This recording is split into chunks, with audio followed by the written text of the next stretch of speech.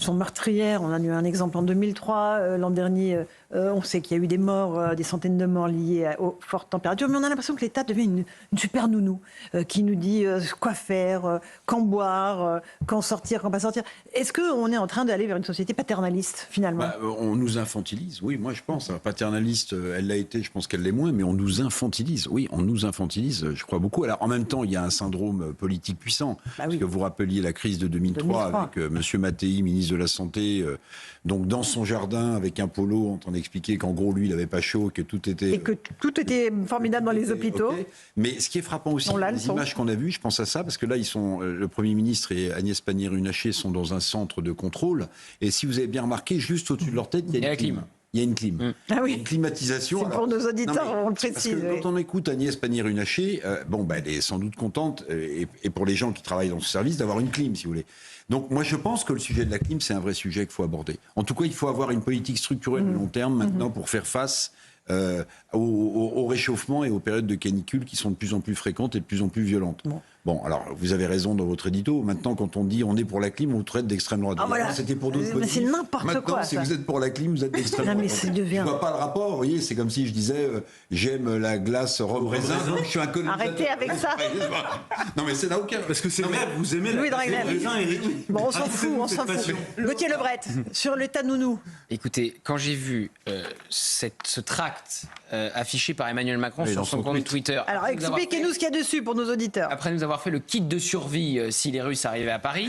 Donc, et le Covid nous avoir enfermés à triple tour pendant des mois. Voilà, donc maintenant, Emmanuel Macron a tweeté cet après-midi, pendant les fortes chaleurs, protégez-vous, restez au frais, buvez de l'eau, sans attendre d'avoir soif, c'est important. Mouillez-vous le corps, très bien Monsieur le Président, fermez les volets et les fenêtres, j'y penserai Monsieur le chef de l'État, privilégiez les activités douces, bien sûr, je vois qu'on a du travail à l'Élysée, mangez frais et équilibré, évitez l'alcool, prenez des nouvelles des plus fragiles. Ça, c'est le président de la République qui publie ça.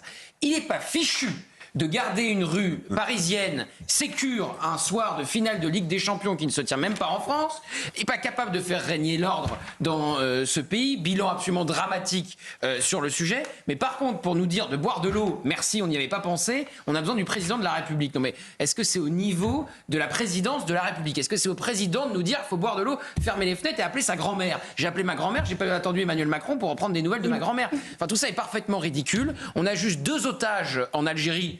Silence complet sur, évidemment, la condamnation de Boualem Sansal et de ce journaliste de SoFoot qui a pris 7 ans dimanche. 2 en Iran. Voilà, 2 en Iran également. On les oublie voit bien pas. que tant sur le volet des mollahs que sur le volet de M. Tebboune, la stratégie de la carpette ne fonctionne pas. Je préférerais entendre Emmanuel Macron et je préférerais le voir tweeter le visage de Boualem Sansal que me donner des conseils pour boire frais, enfin franchement. Bon, voilà, ça c'était Gauthier Lebret. Qui veut rajouter son écho, peut-être, à sa contribution? C'est bien la preuve. Rachel Kahn. C'est bien la preuve que la canicule n'est pas un fait divers. Non, absolument. François, le problème, c'est que tous les ans, on aura des canicules, ça existe depuis longtemps, ça continuera, ça va s'aggraver. Ça existe depuis la nuit des temps. Moi, ce que j'attends du gouvernement, c'est qu'on nous prépare un vrai plan pour dire, OK, voilà ce qu'on va faire pour... Sur les écoles. Sur les écoles, sur les lieux les plus sensibles. Les hôpitaux, les EHPAD. On l'a fait pour les EHPAD après le drame de 2003. Mais toutes les chambres ne sont pas climatisées. Hein. Il n'y a que la salle commune. C'est pas prévu. Dans les nouvelles constructions, c'est pas prévu. Et c'est ça qu'on attend, c'est un plan. Et on entend la ministre tout à l'heure qui nous dit, bah non, il ne faut pas mettre de clim parce que... Sous la clim. Sous la clim parce que... Sous la clim. Et je suis sûr que dans tous les ministères, ils ont installé des clims. Pas tous. C'est de la clim individuelle. Alors, Éric Revel, qui s'insurge. C'est que c'est pas du niveau d'un chef de l'État de donner des conseils sanitaires. Sauf un, peut-être. Okay. Parce que ça, c'est pas intuitif. C'est qu'on peut se déshydrater sans avoir soif. Pardonnez-moi. Moi, je l'ignorais il y a encore. Bah oui. Mais c'est Emmanuel Macron qui veut dire ça.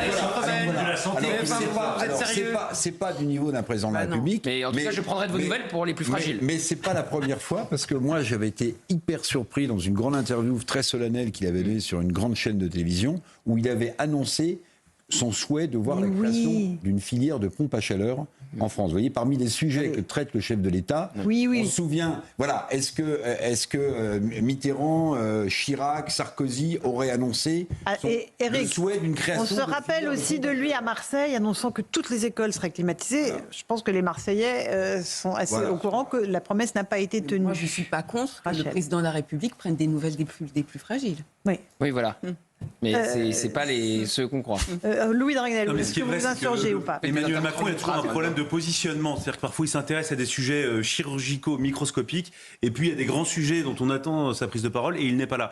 Ensuite, je trouve que c'est un peu le concours Lépine quand même, depuis 2 jours et demi, à cause de la canicule. Non, mais vous verrez, en fait, après-demain, il y aura un autre sujet, et en fait, l'idée de rénover toutes les écoles et tout ça, ce qui coûte des milliards d'euros, tout le monde s'en fichera, et on passera à autre chose. Parce que je pense qu'on se trouve... oui, hélas. Non, mais objectivement, là... l'école, elle se termine à la fin de la semaine pour une partie des élèves. La plupart des élèves Ont déjà terminé l'école.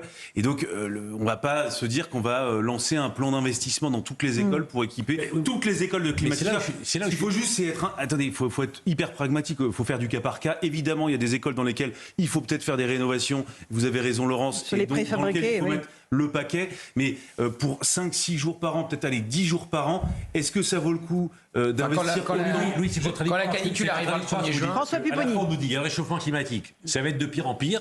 Et On le sait. Alors aujourd'hui, c'est 5 jours, mais demain, ce sera 15 jours et ça commence plus tôt. Et effectivement, peut-être pas toutes les écoles, mais au moins que le ministre de l'Éducation nationale dise je vais lancer un grand plan de diagnostic pour savoir comment on le fait et où, combien ça coûte, et on le finance. Et la priorité, ça reste quand même les personnes âgées, les EHPAD. J'ai des retours d'enseignants. C'est horrible. C'est horrible, bien qui sûr. nous disent. Quand t'es à 35 degrés dans la classe, c'est Quand horrible. vous avez 40 degrés dans un dortoir d'enfants de maternelle, mais qui c'est ont moins de. c'est horrible. Oui, d'accord, mais c'est la réalité aujourd'hui. Alors dans ce cas-là, on dit tous les dortoirs maternels, au moins ils sont Et ben, on les climatisés. fait pour ceux qu'on peut fermer, et voilà. C'est ça. Mais au moins qu'on le fasse. Mais il n'y a même pas l'annonce de ce plan. Alors, petite pause, on se retrouve dans un instant dans Punchline, on verra les prévisions pour demain. Ça y est, elles viennent de tomber, le nombre de départements qui passent en orange, qui repassent du rouge au orange, ça y est, on sait tout, et je vous le dis dans un instant, à tout de suite. 18h16, de retour dans Punchline sur CNews et sur Europe 1 avec les dernières prévisions météo. Il y avait, vous le savez, 16 départements en vigilance rouge aujourd'hui, 68 en vigilance orange, 84 départements sous conditions canicules, c'était pas arrivé depuis 2019. Pour demain, eh bien, ça va redescendre un tout petit peu, mais cette nuit va être très compliquée. On appelle ça des nuits tropicales. On ne sera pas en dessous de 20 degrés. Et pour demain, on sera entre 30 et 40 degrés sur l'ensemble du territoire, quand même, écoutez bien. Et il n'y aura plus, à 6 heures du matin, que 4 départements en vigilance rouge. Lyon, l'Aude, le Cher et le Loiret, et 55 départements orange. C'est-à-dire que ça n'est pas terminé, Eric Revel. On n'est pas à la fin encore de cet épisode caniculaire. Non, on n'est pas à la fin. Bon, il faut s'y habituer, on l'a dit tout à l'heure. Moi, je suis quand même frappé par le fait qu'on dépasse quand même par endroits des températures de 40 degrés. 40. Enfin, est-ce qu'on imagine ce que 40 degrés à l'ombre, ce que c'est? Et puis en plus, l'air est très, très, très chaud. Enfin, quand vous Très baladez sec. dans la rue, Vous avez l'impression de frappant. rentrer dans un... François Pupponi. L'été dernier encore, pendant une semaine, soit plus de 40. Oui. Quand vous êtes à 42, 43 toute la semaine, toute la journée, et le soir, ça descend pas en dessous de 30, c'est insupportable. Insupportable. Allez. Quel est En fait, l'endroit où il fait le plus frais en France? Alors écoutez, cherchez Louis sur votre carte, ça a l'air vous me donnerez la de la réponse. Bretagne. en montagne. Comme toujours, la Bretagne, tout le littoral atlantique et le nord. Avec une Oui, l'île de Ré. glace raisin, c'est... Alors, Dans 3 jours, vous pourrez déguster votre... maintenant que le menu de vos glaces est Revel, donné, c'est très on va gourmand. partir rejoindre Maxime Leguet et Mano Steiner. Bonsoir à tous les deux. Vous êtes vers un point d'eau. Où est-ce que vous vous trouvez, mon cher Maxime, et comment les gens font pour se protéger de la chaleur? Oui, bonsoir Laurence. Effectivement, nous nous trouvons à Maison-Alfort dans le Val-de-Marne où un point de baignade qui était situé à quelques mètres d'ici vient tout juste de fermer ses portes. Mais avec ces fortes chaleurs, beaucoup d'entre eux, beaucoup d'habitants ont décidé de jouer les prolongations et ont donc investi les berges de la Marne vêtues de leur maillot de bain pour se baigner, se rafraîchir ou bien profiter du banc de sable et des zones ombragées par les arbres pour avoir un sentiment de fraîcheur un peu plus grand. Beaucoup d'entre eux nous ont dit que ce point d'eau leur avait été d'une grande aide pour affronter les 37 degrés qui ont rythmé toute l'après-midi. Et puis beaucoup d'entre eux également, beaucoup de jeunes, beaucoup de familles nous ont dit qu'ils avaient à la maison tout ce qu'il fallait pour affronter donc cette nuit tropicale à venir, comme le veut le terme consacré, ventilateur, brumisateur qui les attendent donc à la maison pour cet épisode caniculaire qui va se poursuivre ici dans le Val-de-Marne et en Ile-de-France. Mais les températures devraient néanmoins redescendre un petit peu puisque aujourd'hui on était en vigilance rouge en Ile-de-France et demain on rebasculera donc dans le Val-de-Marne et sur l'ensemble de l'Ile-de-France en vigilance orange.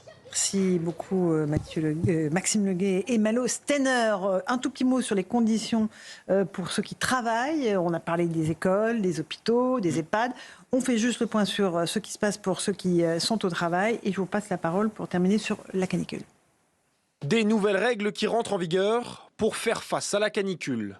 Objectif, renforcer les obligations qui pèsent sur les entreprises lorsque les températures augmentent. Désormais, en cas d'alerte jaune, orange ou rouge de Météo France, les employeurs doivent adapter l'organisation du travail avec des horaires aménagés, la suspension des tâches pénibles aux heures les plus chaudes ou encore une meilleure organisation des heures de repos. Pour faire face à la chaleur, des dispositifs de ventilation ou de brumisation devront également être installés sur les postes de travail, ainsi qu'un ensemble d'équipements adaptés à la hausse des températures. Enfin, l'accès à l'eau devra être garanti avec un minimum de 3 litres d'eau fraîche par jour et par personne. Un ensemble de mesures prises pour limiter les risques d'atteinte à la santé et à la sécurité des travailleurs. En 2024, selon une note de Santé publique France, 7 accidents du travail mortels en lien possible avec la chaleur ont été notifiés. C'est pas rien de faire en sorte, Rachel, que les entreprises s'adaptent aussi à la canicule. On parle des structures des établissements publics, mais les entreprises, elles doivent aussi faire un effort. Oui, absolument. Les entreprises et puis aussi les personnes qui travaillent dans la rue. Que leur patron puisse aussi les préserver un maximum, s'adapter comme ça. Mais moi, j'en veux beaucoup, une nouvelle fois. Aux écologistes ? Ouais. Pourquoi ? Aux écologistes, parce qu'en fait, je trouve que normalement, c'est censé être leur sujet, leur dossier, qu'ils sont dans une idéologie qui les empêche justement de trouver des solutions et notamment de tirer des solutions de ce qui peut se passer à travers le monde. Je pense évidemment à Israël, mais comme ils sont contre Israël surtout, alors même que c'est un pays qui s'est créé sur le désert en faisant des semences adaptées au climat, en ayant une vraie politique de gestion des déchets, en investissant dans les nouvelles technologies pour pouvoir justement préserver leur population, de ce genre de choses, je trouve que les écologistes, avec leur idéologie, ne remplissent pas leur mission. Éric ? Oui, non, juste sur les mesures, je regardais, le droit du travail, par exemple, si on va dans le détail, ne prévoit pas de température maximale. Ah non, oui, mais donc, c'est important, c'est-à-dire que dans les bureaux. Sur des chantiers extérieurs, le salarié peut avoir un droit de retrait. Bien sûr. Il peut être mis au chômage technique en étant payé si on considère qu'il fait trop chaud et qu'il ne peut plus assurer sa mission.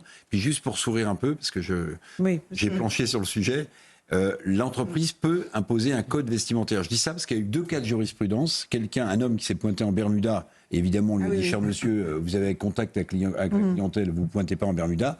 Et pour les dames, il y a eu aussi un cas de jurisprudence où une dame est arrivée en chemisier transparent. Et on lui dit, non, là, c'est un tantinet indécent, donc vous ne pouvez pas. Et votre polo, c'est passé. Le polo, c'est passé. Ah, c'est passé.